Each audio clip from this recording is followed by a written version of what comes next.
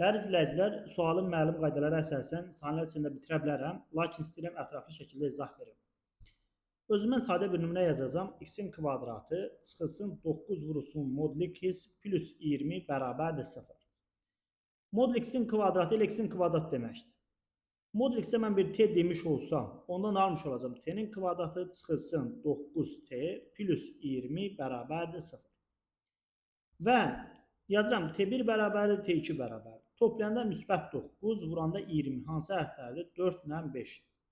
Mən T-ni tapmışam, mənə x lazım. Yazıram modul x bərabərdir 4-ə. X-in özü buradan bərabərdir, müsbət mənfi 4-ə. Bir dəfə də yazıram modul x bərabərdir 5-ə. X-in özü bərabərdir, müsbət mənfi 5-ə. Doğrudan da bu tənin köklərin sayısı az. İkisi burada, ikisi burada. 4 dənə həqiqi kökü var. İndi biz bunu ümumiləşdirsək, məntiq nə çıxdı? Bu gördüyümüz kvadrat tənliyin diskriminantı mütləq şəkildə müsbət olmalıdır ki, birincisi onun həqiqi kökü olsun. İkincisi, kökün hər ikisi müsbət olmalıdır ki, mən modul x-i müsbət bir ədədə bərabər edeyim və oradan 2 kök çıxsın. Digərində də eyni qayda üzrə 2 kök də oradan gəlsin, 4 kök olsun.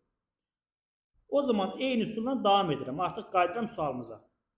X-in kvadratı ilə modul x-in kvadratı deməkdir. Yazıram o zaman. Modul x-ə bir t deyirəm yenə burada.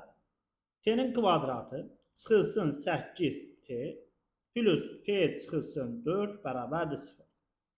Birinci diskriminant dediğim müsbət olmalı. Diskriminant tapacaq olsam 8-in kvadratı 64 çıxılsın 4 vurulsun. A-mız 1'dir. S-imizdə p çıx 4.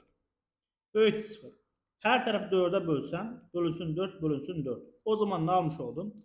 16 çıxılsın p plus 4 böyükdür 0'dan.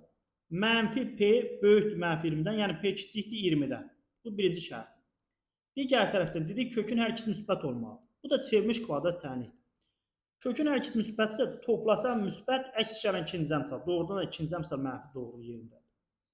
Kökün hər ikisi müsbətsə, vuranda da müsbət olmalı. Yəni, bu p çıx 4 də mütləq şəkildə müsbət olmalı. Yazıram, p çıxılsın 4 müsbət olmalıdır. Yəni, p-nin özü böyük olmalı 4-dən.